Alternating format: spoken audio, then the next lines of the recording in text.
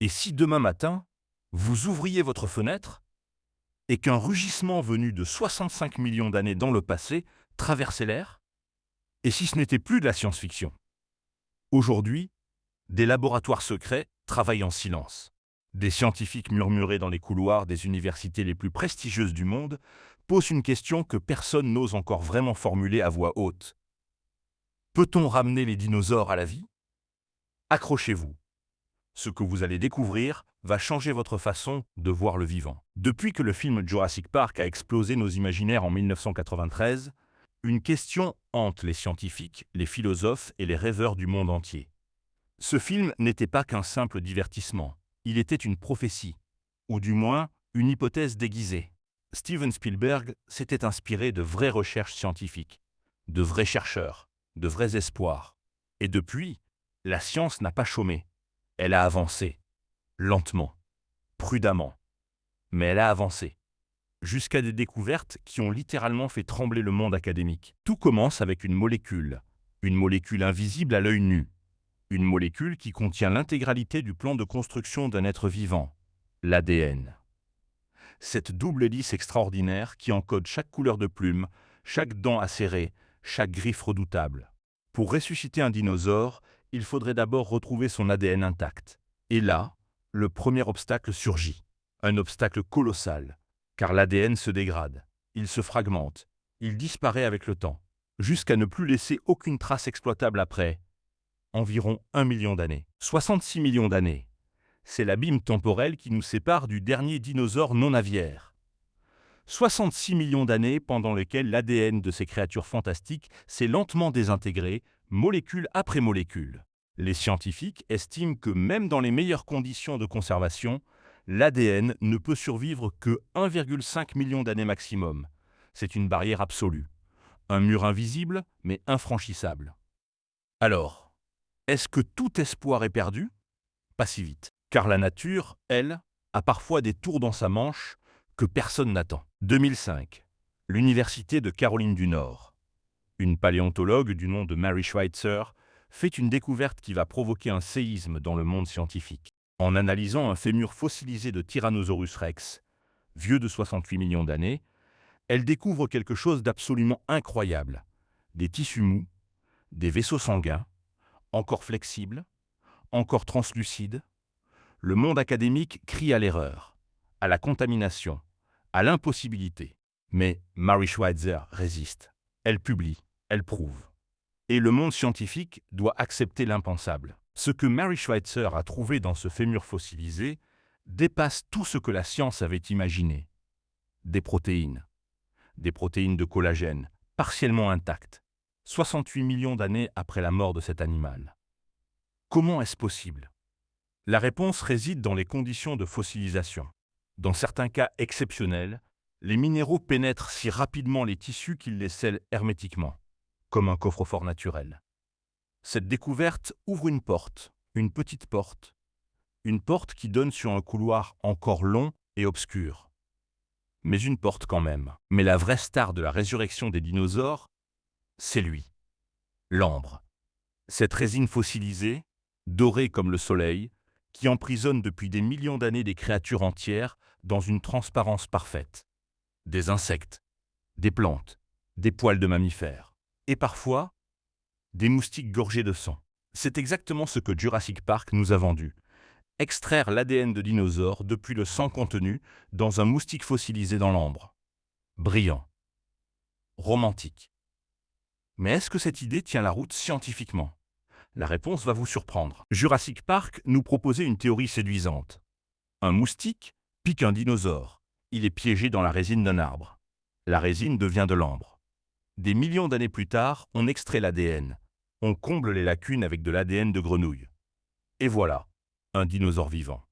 Magnifique. Mais voici ce que la science dit vraiment. Des scientifiques ont tenté d'extraire de l'ADN d'insectes dans de l'ambre. Résultat, aucun ADN exploitable retrouvé. Jamais. L'ambre préserve la forme, l'apparence, mais pas le matériel génétique. La réalité est plus cruelle que la fiction. Mais attendez. Parce qu'en 2012, une révolution silencieuse a changé les règles du jeu pour toujours. Son nom, CRISPR, Cas9, un outil d'édition génétique d'une précision chirurgicale absolue. Imaginez des ciseaux moléculaires capables de couper, coller, modifier le code génétique avec une exactitude jamais atteinte dans l'histoire de la biologie. Soudainement, une nouvelle question émerge. Et si, même sans ADN de dinosaure intact, on pouvait reconstruire un génome dinosaurien, pièce par pièce, fragment par fragment, en partant d'un ancêtre encore vivant aujourd'hui? Voici une vérité qui brise les esprits. Les oiseaux que vous voyez chaque matin par votre fenêtre sont des dinosaures, pas des descendants lointains. Des dinosaures, réels, vivants, qui mangent vos graines de tournesol. La science l'a prouvé, sans l'ombre d'un doute. Les oiseaux descendent directement des théropodes, le groupe qui comprend le vélociraptor et le T-Rex. Leurs os creux, leurs plumes, leur façon de couver leurs œufs. Tout est là. Et cette vérité ouvre une possibilité scientifique absolument vertigineuse. Jack Horner, paléontologue légendaire, inspirateur du personnage d'Alan Grant dans Jurassic Park, et homme derrière l'idée la plus folle et la plus sérieuse à la fois de la paléontologie moderne, le Tyrannosaurus. Son projet, retro-ingénierer un dinosaure en partant d'un simple poulet. Modifier génétiquement l'embryon de poulet pour réactiver des gènes anciens, des gènes qui existent encore dans le génome aviaire. Dormants, silencieux, mais présents.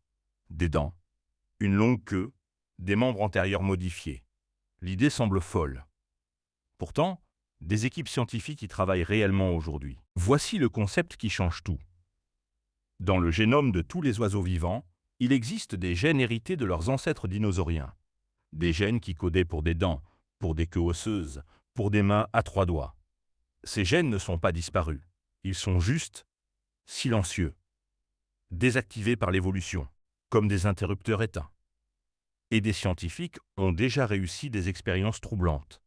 En 2015, des chercheurs de l'université Harvard ont modifié des embryons de poulets pour leur redonner des musculatures de jambes similaires à celles des dinosaures. La frontière se rétrécit. Pour comprendre si la résurrection des dinosaures est possible, observons ce qui se passe avec une espèce plus récente. Le mammouth laineux, disparu il y a seulement 4000 ans.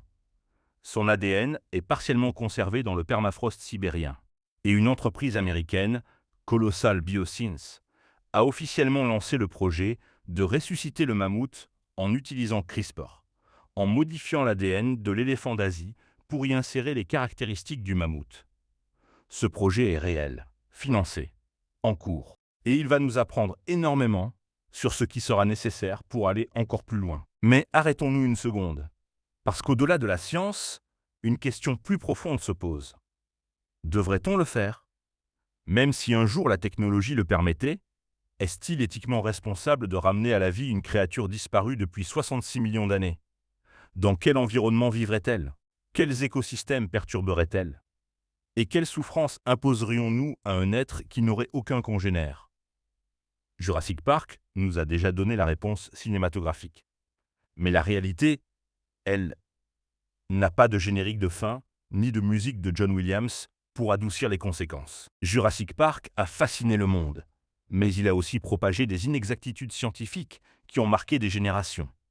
Les vélociraptors avaient des plumes, pas les créatures lisses et reptiliennes du film. Le T-Rex ne chassait probablement pas uniquement à la vue. Et le Dilophosaurus, il n'avait probablement pas de collerette extensible, ni de venin. Ces libertés artistiques étaient nécessaires pour le cinéma, mais elles ont créé une image déformée. La vraie préhistoire est en réalité encore plus étrange, encore plus belle, et encore plus imprévisible que tout ce qu'Hollywood a imaginé. Les fossiles ne sont pas que des pierres, ce sont des archives biologiques d'une richesse infinie. Chaque année, des découvertes bouleversent ce que nous pensions savoir.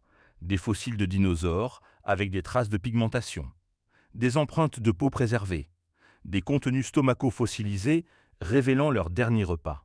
En Chine, des fossiles extraordinaires ont préservé des plumes avec leur couleur originale, noir, roux, blanc.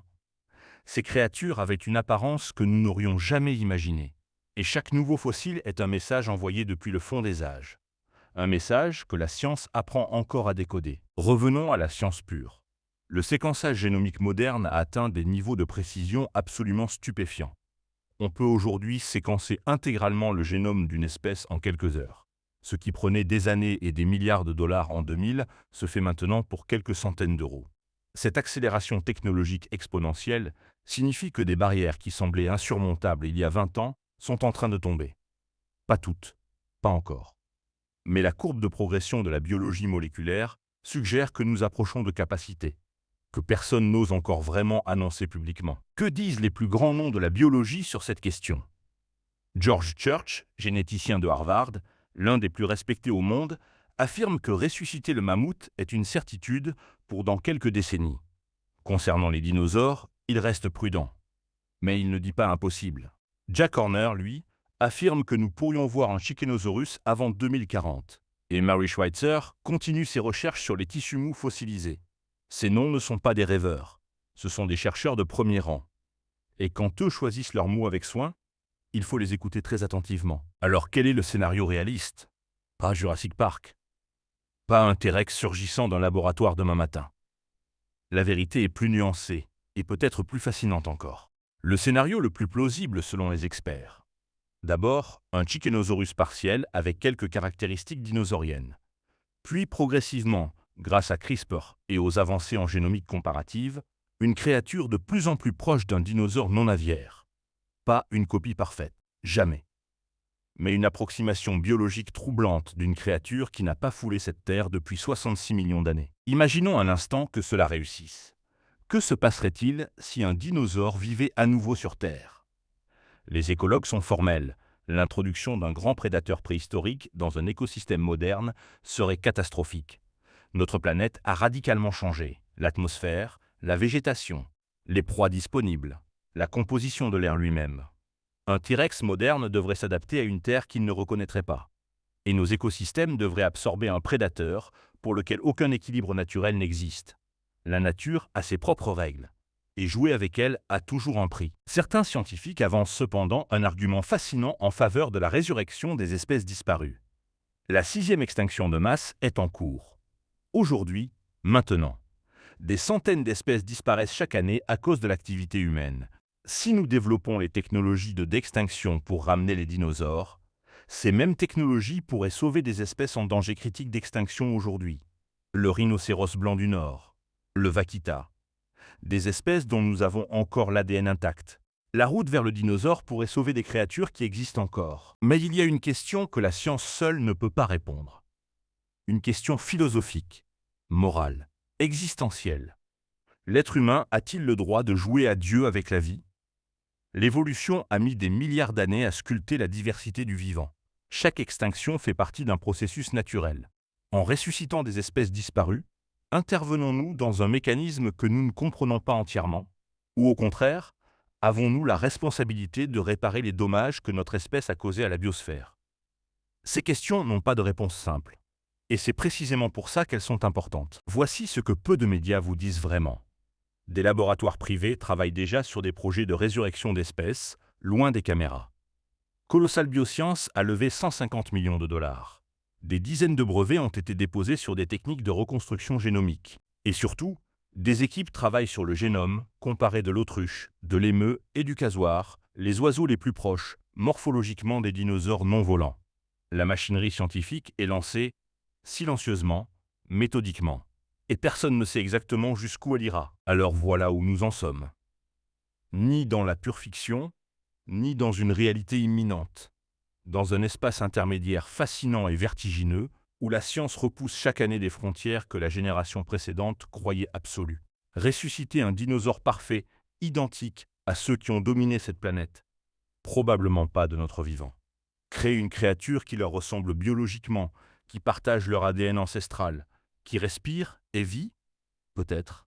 Et peut-être plus tôt que vous ne le pensez. Mais la science est encore loin d'avoir toutes les réponses.